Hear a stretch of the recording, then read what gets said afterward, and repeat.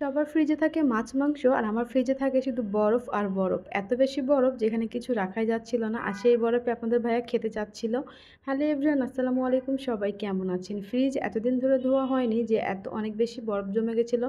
তাই ফ্রিজ ধোয়ার উদ্যোগটা নিয়েই ফেললাম যে অবশ্যই ফ্রিজটা আমি ধুবো। যেহেতু আমি সময় খুব একটা পাই না, এজন্য ফ্রিজটা ধোয়াও হয় না। আর এদিকে বরফগুলো আপনাদের ভাইয়ার গায়ে ছুঁড়ে মারছিলাম যে দেখো কেমন লাগে। এখন ফ্রিজটা ধোয়ার জন্য আমাকে একটু সামনের দিকে টেনে নিতে হবে, না টানলে ধোয়া হবে না। যেহেতু আমাদের রুমে জায়গা অনেক ছোট, এজন্য চিপা চাপা এরকম করে রাখা হয়েছে। আর এইদিকে দেখেন আচারটা রেখে আমি ফ্রিজ বন্ধ করে দিয়েছিলাম। তবে আচারটা নিয়ে এখন আমি রোদে দিয়ে দেবো, না হলে কিন্তু এই আচারটা নষ্ট হয়ে যাবে। কারণ আমি ভুলেই গেছিলাম যে আমার নর্মাল এরকম আচার রাখা আছে, এই জন্য এটা রোদে দিয়ে একটু পরে তেল দিয়ে এটা বয়ামে তুলে নেব। আর এখানে ডিমগুলো সব আমি বের করে ফেলছি। ডিমগুলো এখানে রাখা ছিল, আর আমার এক খাঁচি ডিম 15 দিনেও যায় না, এরকম একটা অবস্থা। এত বেশি ডিম পাগল আমরা, সব কিছুতে যেন ডিমই ভালো লাগে আমাদের কাছে। ডিম দিয়েও মজা করছিলাম। এখন আমি লেগে পড়লাম একেবারে ধোয়াধুয়ির কাজে।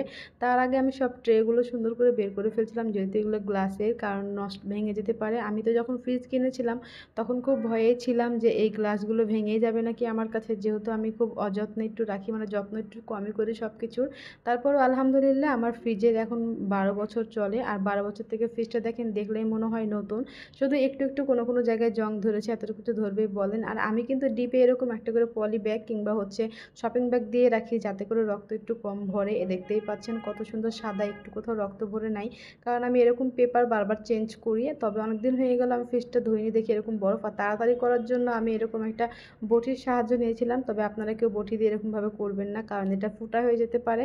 আর এত বেশি বরফ ছিল, এই গামলাটা আমার পুরো ভরেই গেছিলো এই বরফে। মনে হচ্ছিলো এগুলো একটা লবণ, মানে লবণ মনে হচ্ছিলো আমার কাছে। আর আপনার ভাইয়া তো বলছিল চিনি খেয়ে ফেলো, তো এরকম ধরে দুজনে মজা করছিলাম, কেউ বলছিলাম লবণ, কেউ বলছিলাম চিনি। তো এখন আমি ফ্রিজ ধোয়াধুয়ির কাজে লেগেই পড়লাম, আর একবারে ঘষে মেজে চকচকে করে ফেলবো। আমরা মেয়েরা কিন্তু অনেক নোংরা জিনিসকে চকচকে করে ফেলতে পারি, এতটুকু ক্ষমতা আল্লাহ আমাদেরকে দিয়েছে। আর এই যে দেখেন, আমি সম্পূর্ণ বরফ ছুটাতে পারলেও ডিপের উপরে বরফটা পেরেছিলাম না। সেটা আপনাদের ভাইয়া ছাড়ানোর পরে সে খেতে যাচ্ছিল, আর আমি তো তার মুখে এটা ঠেকেই দিয়েছিলাম, সেই ভিডিওটা নেওয়া হয়েছিল না। এই ফ্রিজ ধোয়ার মাঝে আবার রান্নাবান্না বন্ধ নাই, রান্নাবান্নাও করছি, ফ্রিজও ধুচ্ছি। এইভাবে মেয়েদের জীবনটা কেটে যায়, একটা কাজের মধ্যে আরেকটা কাজ যেন করা আমাদের স্বভাব হয়ে গেছে। আমরা কিন্তু সব পারি, আবারও বলছি। তো এই যে ফ্রিজের পানি পড়ার জন্য আপনাদের ভাইয়া চেক করছিল যে ফ্রিজ থেকে আসলে পানি পড়ছে কিনা। তার আসল রহস্য হচ্ছে যে ট্রেটা আমাদের পুড়ে গেছিলো, তো সেটা সুন্দর করে আবার আপনাদের ভাইয়া লাগিয়ে দিল। আর আমার ফ্রিজ ধোয়া প্রায় শেষ, এখন উপরটুকু ধুলেই হয়ে যাবে। এই যে দেখেন আমার ফ্রিজটা একবার নতুনের মতো লাগছে। আর ভিতরে দেখেন কত সুন্দর ক্লিন, আমার নিজেরই ভালো লাগছে। আসলে পরিষ্কার জিনিস থাকলে ঘরবাড়ি এমনি সুন্দর লাগে, ভালো লাগে।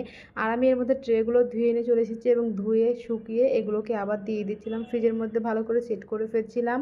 তো আসলে ফ্রিজ পরিষ্কার থাকলে মেয়েদের মনও পরিষ্কার লাগে, এরকম একটা অবস্থা। শুধু ফ্রিজ না, ঘরবাড়ি পরিষ্কার রাখাটাও কিন্তু মেয়েদের একটা মানে অন্যরকম শখ। কারণ এসব পরিষ্কার না থাকলে মানে একেবারে বাড়িটা অগোছালো লাগে আর মনটা ভালো লাগে না। তো ফ্রিজ যেহেতু হয়ে গেছে পরিষ্কার করা, এখন আমি মাছ মাংসগুলো সব সুন্দর করে রেখে দেবো ফ্রিজের মধ্যে, যেন প্যাকেট করছিলাম।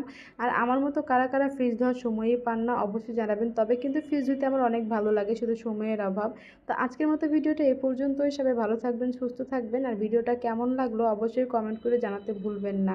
আল্লাহ হাফেজ।